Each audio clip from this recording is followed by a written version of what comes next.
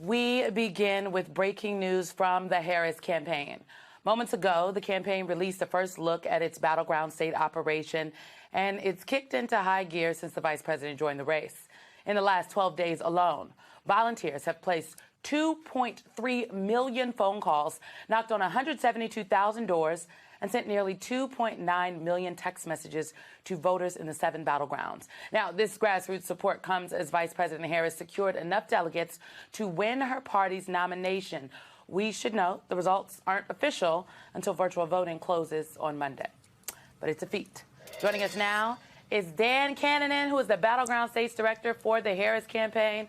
Ooh, all right, Michael, these numbers are crazy. Hey, these numbers are crazy. Dan, you guys, just the sheer level of organization is incredibly strong. You're looking at, for example, in blue wall states alone, over 100,000 voters have signed up to attend events. Yep. In Sun Belt states like Georgia and North Carolina, you got tens of thousands of supporters signing up for events in the last 12 days. 63,000 signups in Georgia, nearly 40,000 in North Carolina. Give us a peek behind the curtain, because I think a lot of people, obviously the headlines were the big noise, the shifts, the tectonic shifts, as we were talking a little bit before, within the campaign, watching the debate, the flatlining of the president steps down, the vice president steps up, yet and still beneath that, the organization was building and continuing despite what was going on top side. That is very true, Michael, and I'll tell you that this incredible enthusiasm we're seeing, it's organic, right? There are hundreds of thousands of folks coming to us, signing up for this campaign. 170,000 signed up to the campaign in the first week since the president endorsed the vice president, and it was 360,000 by the end of that weekend. But in that weekend, last weekend, we had already planned a weekend of action with 2,300 events in battleground states, 1,400 staff, more than 260 offices. We've been planning and expecting a close race across the 7 states Simone mentioned this entire time. There's just political gravity. It requires an organization. It requires building trust and relationships, building a volunteer army, and having the infrastructure to do something with it. And so when that enthusiasm has come, and it is real and it's here, there's a place for it to go, and those hundreds of thousands, then millions of voter contacts is how you win a close election. We feel really good about what's happened in the last couple of weeks.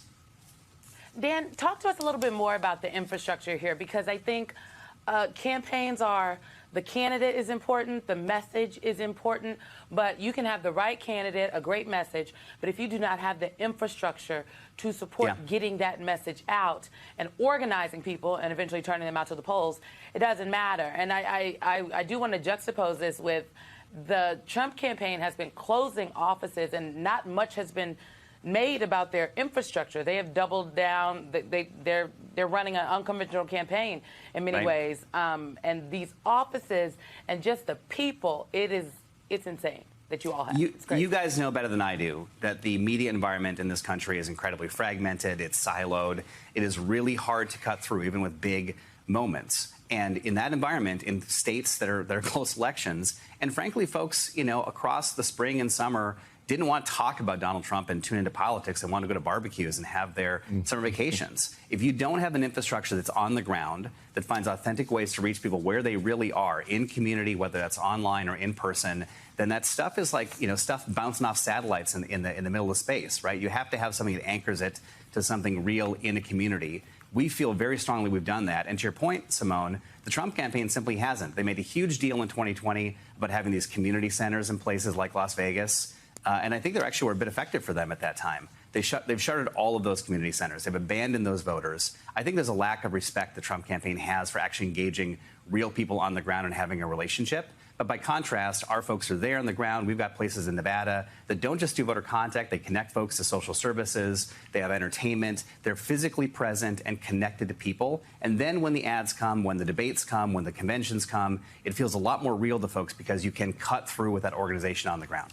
So, Dan, a lot of what you're saying goes to the heart of what James Carville had raised up earlier in the week, and I reinforced in conversations that I was having subsequent to that, in reaction to people who thought, oh, well, you're trying to dampen us by telling us not to be enthusiastic.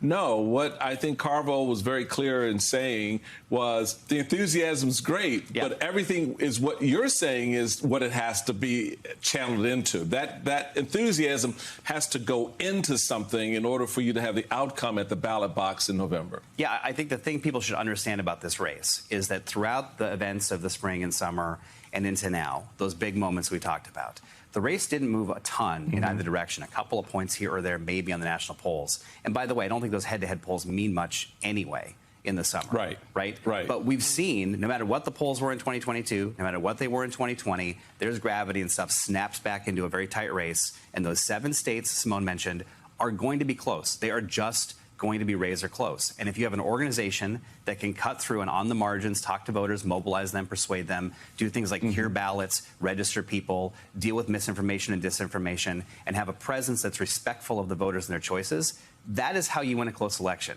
The theory of the case here has been the same all along. Jen O'Malley-Dillon has said this a ton. There's 7 individual states, not just a national election, but 7 places you got to go to compete. We've been competing, and we think that will be the difference in a tight race. But it will be a tight race. This is a great momentum, but it's additive to our path to victory, but not predictive of it. Right. It's August, Simone. It's only August, honey. We have, again, as I said, we have yet to see our October surprise, and the Russians have not even directly weighed in yet, although there are reports that they have hired PR firms. I'm not even joking, folks. I'll have the full screen in the next hour. I want to play, Dan, for folks, this ad from the Harris campaign. It's titled Fearless, and I want to talk about some of the messaging on the other side. This campaign is about who we fight for. We believe in a future where every person has the opportunity not just to get by, but to get ahead, where every senior can retire with dignity. But Donald Trump wants to take our country backward, to give tax breaks to billionaires and big corporations and end the Affordable Care Act. But we are not going back. I'm Kamala Harris, and I approve this message. So this is an ad that folks are going to see all across the country, Dan. But my question is, when folks are on the doors and they are on the phones, because this old school organizing, okay, that's how you get votes, what are they saying? Like, what is the message the campaign has? Because I think that campaigns, winning campaigns, are about hope, and they're about a vision for the future and about what candidates will do for folks if, in fact, they give them, the voters give them the opportunity to be elected. I'm glad you asked that question, Simone. We get anecdotal reports and, of course, quantitative stuff from the field all the time. And the things we hear at the doors, millions of voter contacts this summer, are pretty consistent. We hear folks that want to work on lowering costs, and you heard the vice president talk about that directly in Atlanta at her big rally, that on day one, we're going to take on pharma, we're going to take on big corporations, we're going to take on corporate rent, we're going to take on price gouging. And she recognized that people aren't feeling the complete relief they need to feel. She said, you know it and I know it, the costs are still too high. We're on that on day one. Contrast that with what you heard in that ad, that Donald Trump again wants to go back to tax cuts for millionaires and billionaires, cut the Affordable Care Act or repeal it, cut Social Security. These are issues that come up on the doors all the time, as does some of the stuff voters are fearful of. Project 2025, we hear about that consistently, especially in black communities. They understand what a threat this is, and they do not want to go back to a darker day. Dan, thank you so much. Folks, if the Harris campaign wins out, it'll be because Dan kept the troops together in the battleground state. All props to Dan and his team. Absolutely. Okay. Thank you, guys. Appreciate your time, Dan. Welcome back to the weekend. Donald Trump is now defending his racist attack against Vice President Harris after he questioned her racial identity at the National Black Journalists Convention this week. The ex-president said Harris, quote, turned black when it was politically expedient. That is a lie. She was always of Indian heritage, and she was only promoting Indian heritage. I didn't know she was black until a number of years ago when she happened to turn black, and now she wants to be known as black. So I don't know, is she Indian or is she black? Joining us now, Eddie Glaude is an MSNBC contributor and distinguished professor at Princeton University. And Nina Jankowicz is a disinformation expert and author of How to Lose the Information War. Welcome to you both. I just, Simone. She got the head look. I'm telling y'all. I'm still trying to work out the black part, because I'm feeling a little, I don't know, Greek today, or maybe a little Asian, or what do you say? I feel as though, and Professor Glaude can correct me if I'm wrong. He's the professor here. But I feel as though that Donald Trump was being very intentional and actually doing something quite sinister on two fronts. First, he is essentially, who is Donald Trump to tell anyone who they are, let alone the current vice president of the United States of America? So that's the first part. But I think the second part, he was trafficking in something that is very sinister, this underbelly of within the, I think, parts of the black community that say, some people are just not black enough. Donald Trump obviously overheard a community conversation somewhere and thought that this was an effective tool to inject into the race. This wasn't just for him to, get himself back into the middle of the conversation. I think he was intentionally trying to give a dog whistle to people who say, maybe the vice president is not what they would call a foundational black American, an American descendant of slaves. Therefore, this is not the black president you all think you would be electing. It is sinister, but it is very intentional, and I think he knows what he's doing. Professor Glaude, what say you? No, I tend to agree, Simone. First of all, it's great to be back on the weekend again and see both of you. I think that's absolutely right on a certain level. There are those who call themselves ADOS, Americans of African descendants of slavery, and they are questioning whether or not she's black or not. And I think at the heart of that argument and at the heart of what Donald Trump is doing is a basic misunderstanding. Donald Trump is a little bit more sinister, right? There is this understanding of race in the United States that's very structured, that goes back to the one-drop rule. There's a conflation here of racial hierarchy and ethnicity that's going on here. In so many ways, I want to just say that this is a distraction, and it reveals not only how insidious Donald Trump is, but how dumb he is. This is a clown show on so many ways, and I don't want the campaign to get caught up in it. I want the campaign to continue to pursue its message. We're not going back, we're going forward. We don't want to go back to that mess, but those of us who have to address it, we need to address it with the seriousness of history and the seriousness of our moment, I think. But I think you're absolutely right that he's trying to appeal to those ADOS people, Simone. He absolutely is. Nina, you have this response from the vice president, then I want to get a thought from you on the other side. And it was the same old show. The divisiveness and the disrespect. And let me just say, the American people deserve better. The American people deserve better.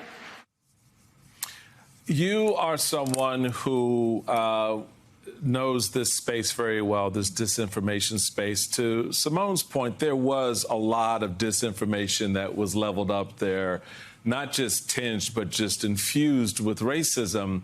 The vice president, to Eddie's point, sort of rose above it and tried to refocus her messaging, if you will, to Eddie's point, going forward, not going back.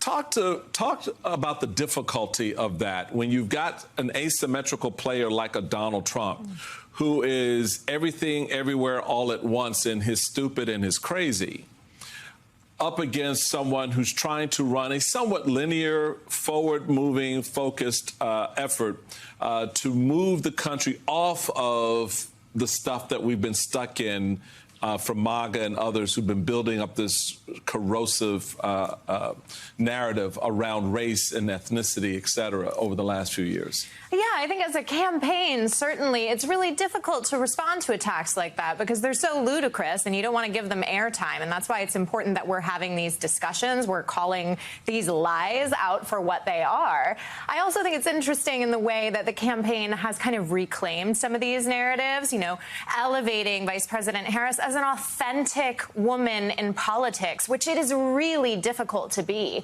And also, you know, one of Simone's points really resonated with me. This is not just a dog whistle to parts of the black community. It's a dog whistle to the racists and misogynists of the country, indicating to them that, you know, this behavior is okay coming from the former president himself. And it's going to be really difficult for them to put that genie back in the bottle. And again, that's why I think it's so important we call this stuff out and say enough is enough. This isn't how we treat women in America. You know, as Nina was speaking and Eddie said it was a distraction, I went to this Toni Morrison quote. I wanted to pull it up. Toni Morrison once said that the very serious function of racism is distraction. It keeps you from doing your work. It keeps you explaining over and over again your reason for being. Somebody says you have no language and you spend 20 years proving that you do. Somebody says your head isn't shaped properly, so you have scientists working on the fact that it is. Somebody says you have no art, so you dredge that up. Somebody said you have no kingdoms, so you dredge that up. None of this is necessary. There will always be one more thing, which is why I think the campaign is not going to actively respond. And to be very clear, I think the vice president was also responding to Donald Trump's conduct as a whole. Right. And much was made about his appearance at NABJ, and I think we can have a conversation about the process of how it came to be and maybe some of the people that were up there on that stage. But this was some of the most serious questioning that Donald Trump has endured, frankly, on the record, live, in the last year, I would argue. You know, this was Rachel Scott who's there in the blue suit, put on a master class here. And Eddie, I think that for the American people, it is important that voters see and hear Donald Trump in his own words. Yes, he's now back in the news, and everybody's like, oh, he was trying to reclaim the narrative. Donald Trump played us all. He did this on purpose. Republicans aren't proud of what they saw on the stage. People who are supportive of Donald Trump are like, this was a dumpster fire. But now we have the clips and Donald Trump in his own words, and it makes it harder, Eddie, for folks to be desensitized to who he actually is and what is actually at stake this November.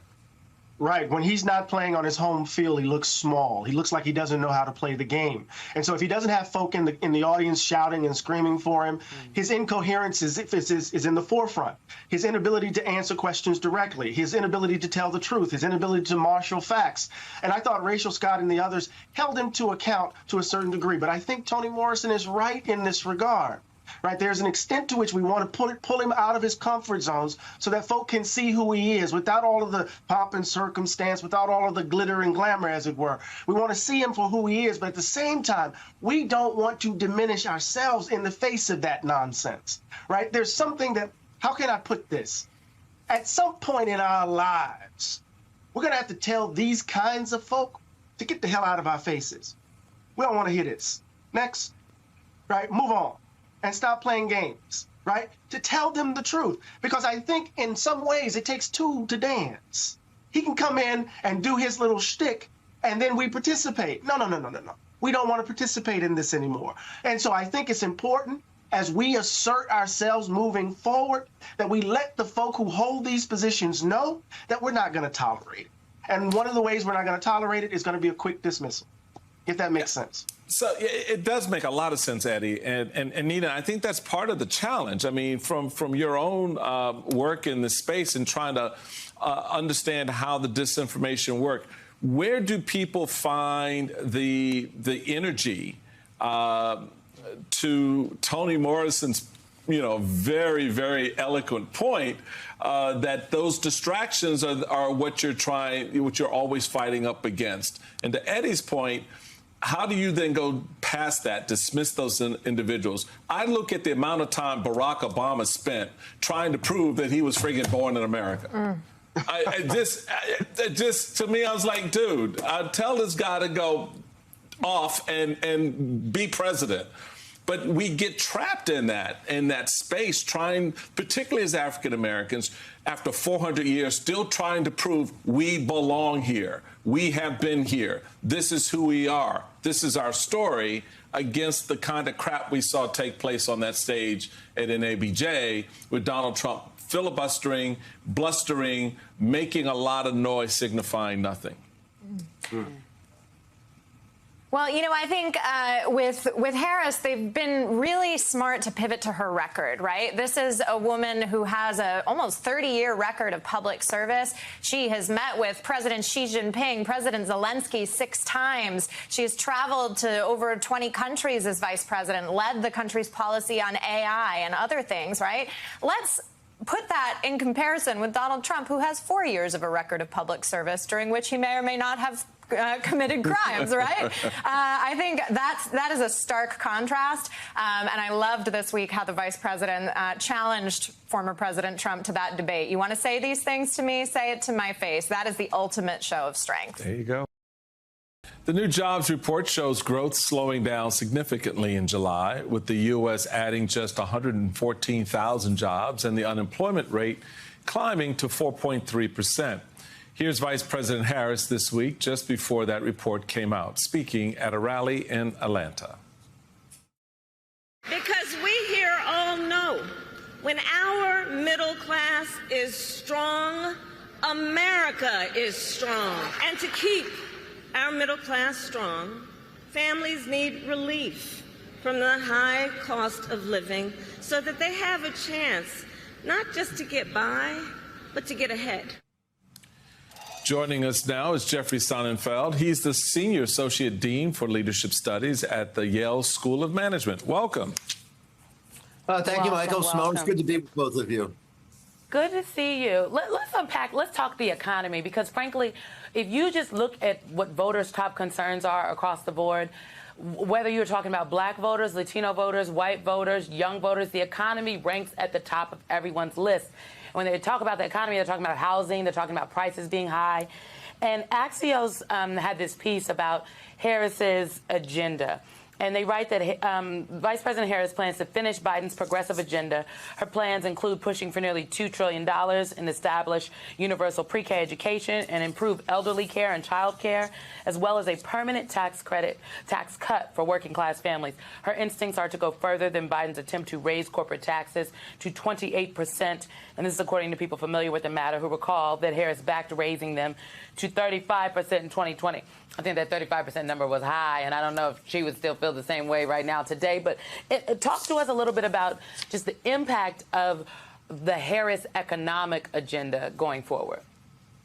Yeah, I'd love to. Thanks. This show is so great. Everything you've talked about, I'd love to talk about. And the economy is the one thing, though, that you guys didn't yet talk about. So I'll discipline myself to try to focus on that because the debate debacle that President Biden had, perhaps you should blame me for a little bit of it, because I was pumping into the debate prep team perhaps too much in the way of statistics that I thought they were too apologetic. There's a lot of good news. As you pointed out, the emphasis on education, which they could do more of, certainly on healthcare, which they've done fabulously, but more could be done there, on helping working parents, on housing. There's still more to do there. But there's so much good news that they were apologizing for. That, yes, the unemployment has creeped up, as Michael said, about 4.1%. But still, it's been since Bonanza was the #1 show on TV that we've seen the unemployment level this low. This is still considered full employment. There's really not that nice place you can go when you're roughly in the vicinity of 4%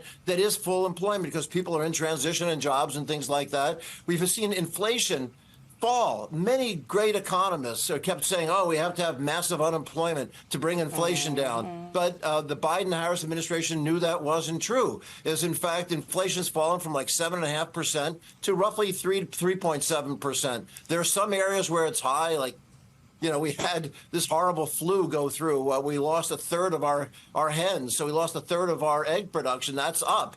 There is a bit of a monopoly in the bread production area. Wheat has been stable, corn's gone down, but there's something weird happening there that I believe the antitrust approach that Vice President Harris would look at would take a look at what's happening in the baked goods area. There's some pocketed areas that need attention, but such good news. The World Bank said that 80% of their growth forecast for the global economy is driven by the U.S. growth. the Biden-Harris administration has cut the deficit by a third. You know, that it soared at 3 times. Jeffrey, under the Trump. news feels too good. The news feels too good. But Michael, there are still, the news is good. I want to be clear. The economic outlook from the work that President Biden and Vice President have done to bring the economy back from the brink, like after a pandemic, a global pandemic, is remarkable. I do think, though, however, if you talk to folks out there, the rent is still too damn high, Michael. It's impossible to buy a house, even if you're rich. Heck, we bought a house last year, and I feel broke, okay? And I make good money, okay? Jeffrey talked about the eggs and whatnot. There are some things that are still up, but folks don't know that the hens got sick, and that's why there aren't enough eggs out there. So I don't know, Michael. I don't know. No, well, you guys are both right on. Sorry, Michael. No, go ahead. Go ahead. I was just going to say, on housing, Simone, you're exactly right. It's hugely frustrating. We do have an independent Fed, even though President Trump, which is another thing that President Harris would support, an independent Federal Reserve. The monetary policy, the president has no control over, and they jacked up interest rates way too high, and they're too slow in bringing them back down. So that's been a problem in terms of housing. It's been the interest rates, and frankly, they should be cutting it right now with the data that Michael opened with on unemployment. They should, instead of going on vacation right now or waiting till September, they should have been cutting the interest rates right now. That would address employment issues, but it definitely, Simone, would address the housing issue. I'm on the board of the nation's premier home builder, Lennar, in the interest of full disclosure, and I've been so frustrated. It would be, good for the housing stock if we could cut that interest rate. It just, this is one of these post-COVID ripple effects that's taking too long to correct, and that's another issue. Why then, Professor, haven't the Fed recognized the point you just made, and they were so, I think, heavy-handed in jacking up the interest rates the way they did. But now they seem to be taking this, we'll just wait approach. That has one impact, as we know. The other, of course, is in the job market itself. Just on the numbers, people wake up and hear 114,000 jobs created last month, and that's a negative because the expectation was more. But they don't talk about the fact that in the prior report, the expectation was exceeded in the job production side. So there is this resettling in our economy, to Simone's point, that a lot of folks don't know, like, we lost a whole lot of chickens, therefore the price of eggs are going to go up. But at the same time, there are policies that the Fed can do to help ease the landing for a lot of consumers out there. I think putting pressure on the Fed, they can be polite. We don't have to be partisan about it. But certainly, I think the Harris administration would address that, because when you ask a large question, and since we got a half an hour for me to explain it, we'll go into it, is that people forget.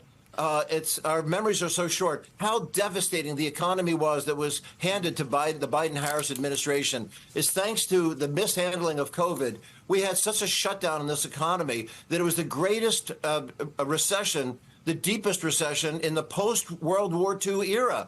So then when everything came back on stream, we had these huge supply chain problems, which led to soaring inflation and pocketed distribution problems. Well, to address that, the Federal Reserve went bonkers. They thought by raising interest rates, that's going to fix the inflation problem. It was a supply chain structural issue. And too many economists thought, we have to cut employment by raising interest rates so high.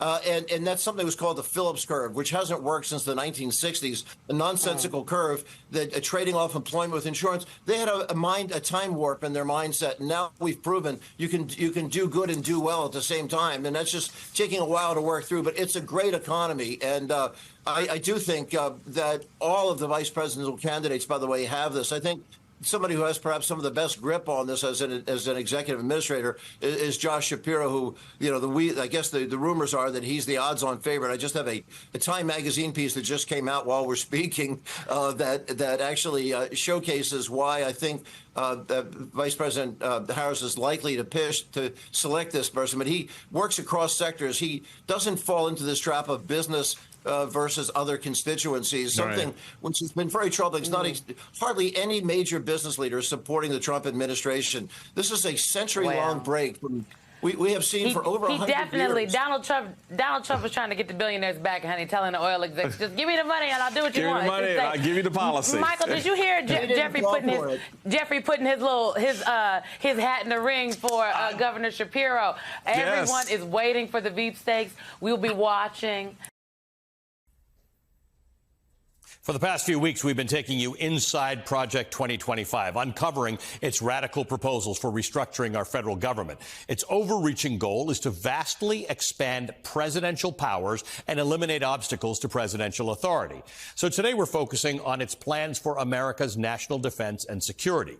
As more Americans become aware of the Project 2025, the 922-page playbook for the next Republican presidency, Trump has conveniently started to distance himself from the authoritarian blueprint. Yet most of the chapters are authored by people from his last administration who would likely find themselves in a second Trump administration. Project 2025 dedicates 6 entire chapters to the common defense. They're filled with chilling proposals. These chapters include the Department of Defense, Homeland Security, and the intelligence community. The goal is to purge these agencies of any obstacles to Trump's authority and make the right wing's culture wars a permanent feature of governance, including anti-trans and anti-diversity initiatives. Chapter 4 of Project 2025 is devoted to the Department of Defense, and it's authored by a former defense official. Its proposals include purging the military's leadership's ranks and advocating for the removal of generals based on their perceived political bias.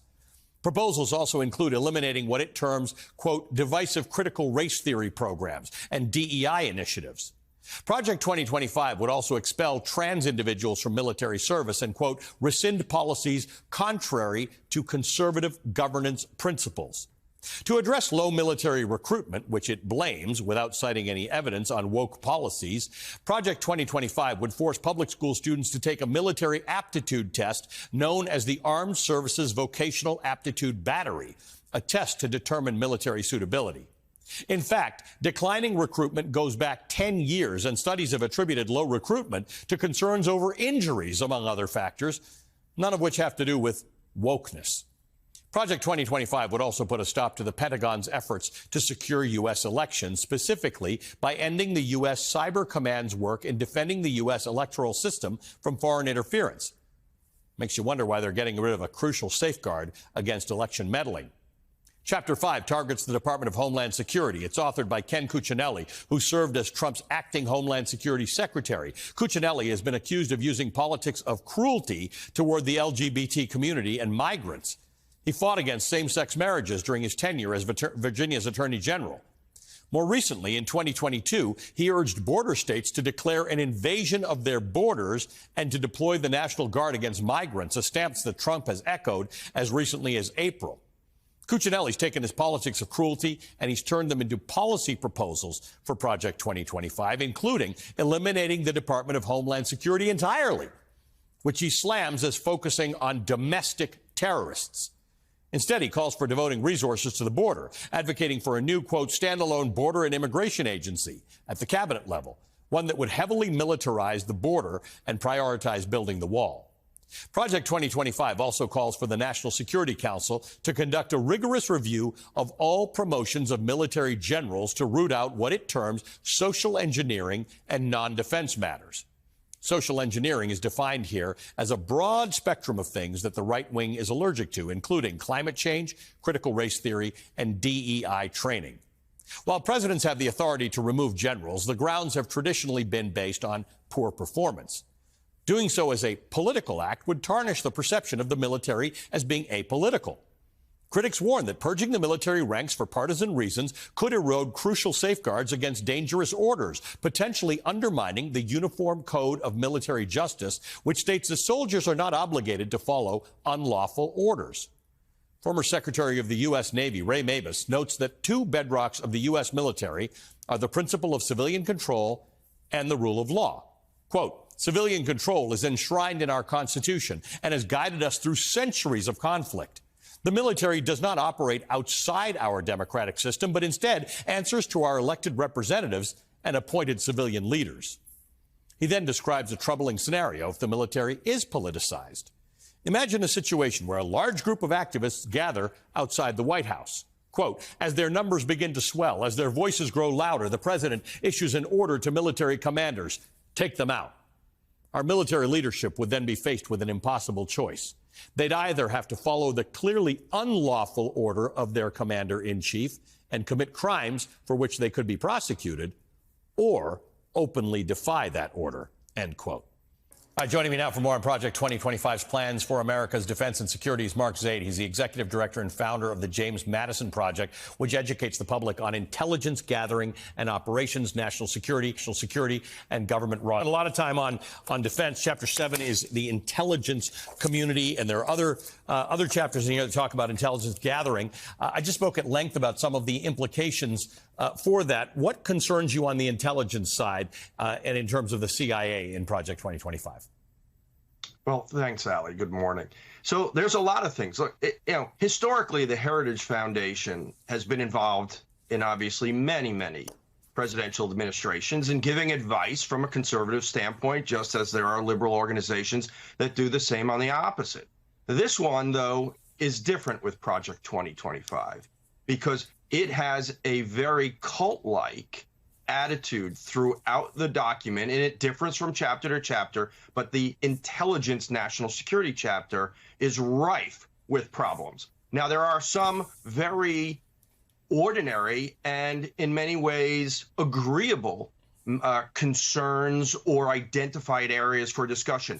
Declassification. We're all, on both sides, interested in declassification, minimizing overclassification. That's a good thing. Looking at the Director of National Intelligence and the authority that it should or must have over the CIA. But then it goes into partisan issues, and it talks about rooting out people and essentially setting up loyalty tests to make sure that anyone within the intelligence community who basically doesn't kiss the ring of King Donald Trump, in essence, must be removed from the community. We've never seen anything like that before. Essentially, it is advocating a purge of anyone who might disagree with a second Trump administration. Part of this vision is reflected not just in its policy proposals, but in something we like to point out here is some of the people involved. One such person, it's a name we haven't talked about for a long time, but it came up again this week, John Yoo. He's a former Justice Department lawyer under the Bush administration. He authored the infamous torture memos, which justified the use of torture in the war on terror. And actually, those torture policies have contributed to the news we've just had this week about Guantanamo's continued existence and the delayed prosecution for Guantanamo detainees. John Yoo is now a senior fellow at the Claremont Institute. That's one of Project 2025's key backers. And he recently wrote a chilling op-ed in the National Review calling for revenge prosecutions against Democrats. One Trump attorney gleefully called that the vengeance memo. Talk to me about the dangers of this. Right. So when John Yoo's memo on torture or enhanced interrogation came out back in the first Bush administration, I was working mostly in the international human rights community, dealing with war crimes and terrorism. And we could look at the memo and say, all right, this is a lawyer advocating a position. I don't have to agree with it, but I could understand at least some of the legal arguments.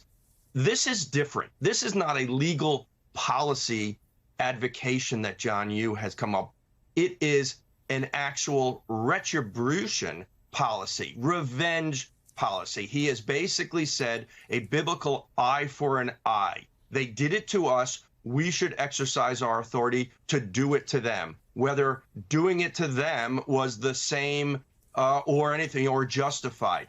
He singles out further prosecution of Hunter Biden for, if I recall, connections to foreign governments, as if Hunter Biden had anything to do with the Biden administration. He's a civilian family member.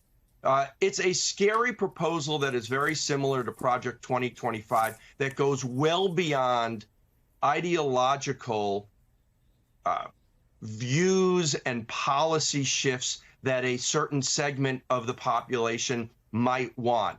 It is revengeful, it is spiteful, it is hateful, and it is authoritarian, much in the way you were talking about with Venezuela. Right, and I think it's really interesting that you point out that there are Donald Trump has helped us understand loyalty versus expertise, right? I didn't think loyalty was a bad thing until I came across how Donald Trump uses it in government. We don't want in our intelligence community and our defense community for loyalty to take precedence over expertise and professionalism. Thank you, Mark. As always, great to talk to you. Mark Zaid is the executive director and founder of the James Madison Project and the co-founder of Whistleblower Aid. As far as Trump and his edge, look, with Biden on the ticket, it was very clear that the numbers were going down for Democrats. I think, with Kamala Harris talking to operatives, looking at polling, I think both sides sort of see this the same way, which is that it has reverted to a period before the debate where Trump has a little bit of a lead. You heard Kamala Harris the other day call herself an underdog. But Trump is struggling to figure out how to message against Kamala Harris. You heard it in that Maria Bartiromo interview. Where he was asked about what the difference is here, and he, immediately started saying Harris has more enthusiasm because Biden is bad. How can anyone be excited about Biden? He's no longer running against Biden. You heard him at the National Association of Black Journalists the other day, saying offensive things about her heritage. His team wants to knock her on being weak, and they want to knock her on changing her positions. Whether that's from 2019 to now or potentially even if she breaks with the Biden administration between now and Election Day. And yet Trump keeps going back to that sort of gut instinct of his to go after her personal traits. Yeah, quickly, let me ask you, as we noted, Trump is now rejecting that September 10th ABC debate, which had been set with President Biden. He now says he wants a September 4th one on Fox News. The Harris campaign wants the original date and network. Will a Kamala Harris-Donald Trump debate happen? Yeah, I'm not sure that it will, Alex, but I suspect that it will. If I had to put odds on it, I'd say more likely than not.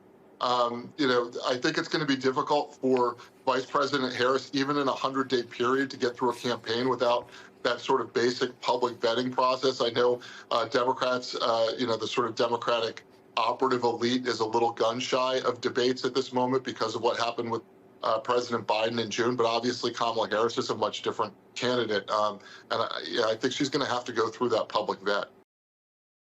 Joining me now is Molly Jong-Fast, special correspondent for Vanity Fair, host of the Fast Politics podcast, MSNBC political analyst as well, and, of course, Michael Steele, former chairman of the Republican National Committee. And, of course, you know him as one of the co-hosts of the program that precedes this one, The Weekend. Airs right before Velshi, right here on MSNBC. Welcome to you, friends. Thank you for being here.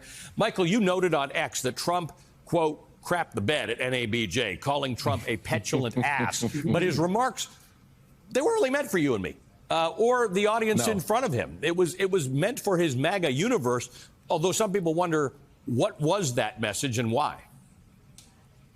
Well, a lot of it is the way Donald Trump is looking at prosecuting this election. And this is one of the struggles between his current campaign team, which is a very sophisticated team of players. They have done a lot to get this campaign much better organized and focused on moving towards the goal of winning the election. Then Donald Trump has a different idea when he wants to put his daughter-in-law in charge of the RNC. They wind up firing people, and then he's still trying to pull it back in the direction he wants to go. And a good example of that was what we saw on the stage, where that was not the narrative his campaign team wanted to put out there, but it was the narrative Donald Trump wants to prosecute, because in his mind's eye, he needs more of his base to turn out.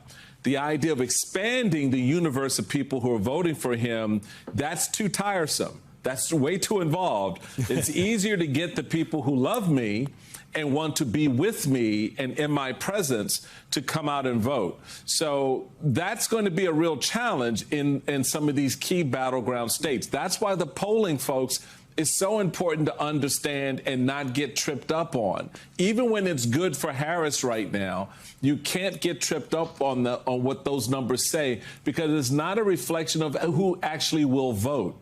It's not a reflection of what the ground game is in any given state, in any given county, in any given district.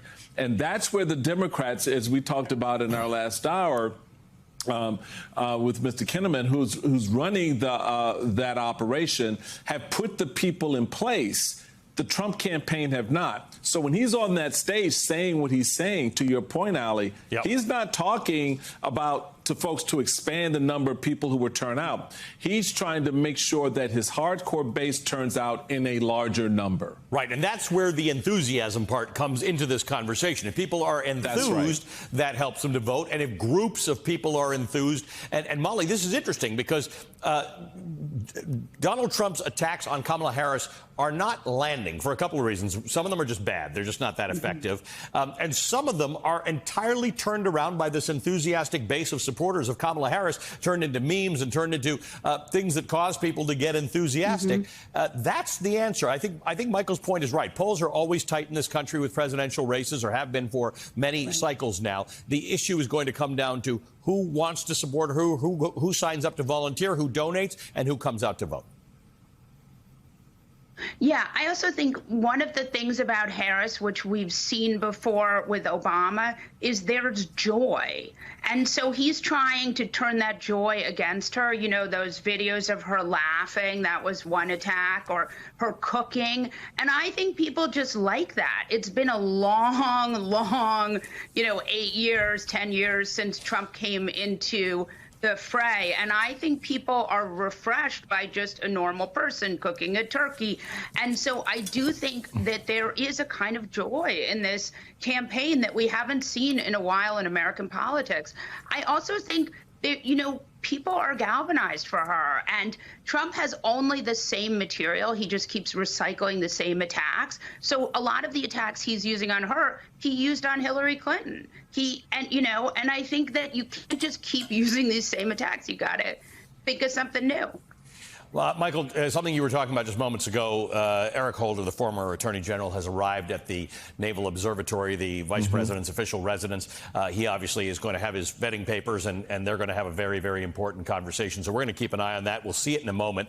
I want to ask you, Michael, about the mandate for leadership. You're familiar with this document because you were the head of the Republican Party. They've been putting this out since Reagan's days. It's a version of this, right? The idea that a conservative think tank like the Heritage Foundation would lay some sort of framework. And in fact, it's usually been pretty successful with conservative administrations. There's the car that was carrying Eric Holder at the Naval Observatory. We're just looking at that. What's different about this Project 2025? What's different about this version of the mandate for leadership? Well, okay. So what do you notice that's absent in those 900 pages? Any real formulation of policy that can be translated into congressional action on the environment, on the health care, on the economy, infrastructure, on Medicare, Medicaid, and Social Security. Beyond, okay, we need to get rid of the Department of Commerce. We need to get that's the economic plan. We need to get rid of the Department of Education. That's the education plan. We need to get rid of. We need to rename, Health and Human Services to the Department of Life, right? So you can see that transfiguration of these agencies, if they're not eliminated, into something to meet what is now the new mindset of this GOP, the MAGA mindset. When you go back and you look at what was written and what was said in the Reagan era, the Bush era, both Bushes, for example, yeah, there was this focus on the downsizing of government and so forth, but it was connected to other things that mattered, like 1,000 points of light, no child left behind. There were articulable policies that would also be a big part of that administration's work. That's not what's here. What's here is the wholesale grabbing of the federal government, giving it solely to the executive, right? Carving out Congress altogether. Doesn't really matter because Congress is nothing but a nod and a wink anyway, right? And this is where the power center is going to be. The courts have effectively done that now. I don't know if it was planned or this is just bad karma, the way this is aligned. But when the court said to Donald Trump effectively, all you need to do is claim it as an official act. You can do whatever you want to do, boo. We good. Right? Yep. That now put the imprimatur of power in the hands of this administration, which makes that document, those 900 pages you have, that much more deadly. That much more deadly. Because Donald Trump now can declare pretty much anything he wants in his term as an official act, and there's no way you can undo it, no way you can challenge it in court. It is what it will be. So those 900 pages mean more now than they did before the Supreme Court made its ruling. And the other issue, Molly, and I find in circles people are talking about this much more. Maybe it's because I hold this up every time I can, and people like Michael talk about it on his show, and they have the necessary interviews. People need to know about this because the more they know about this, the more they want to run away from it. It's aside from being poorly written and hard to read, it's got all the stuff. And if you vote for a Republican in November, then you can't be mad next August when you say, I can't believe they did that. It's all written down here. Yeah, and I think, look, it reads like stereo instructions for a reason, because it's not written to be readable, right? It's written because this is their plan. And I would say they gleefully say their plan is to dismantle the administrative state, which means all of the things that FDR did, the Department of Education, the gestalt of like having a federal government that takes care of people goes away. And that is their policy. And one of the reasons they don't talk about policy so much is because they know it's not very popular. I mean, these ideas, people don't want to lose Social Security. They don't want to lose their entitlements. And ultimately, that may not be exactly what the plan is, but it's moving in that direction. Thanks to both of you. We appreciate it. Molly Jong-Fast, special correspondent from Vanity Fair and MSNBC political analyst. Michael Steele, co-host of The Weekend here on MSNBC and former chair of the Republican National Committee. We love that you got us started off this morning. Thank you.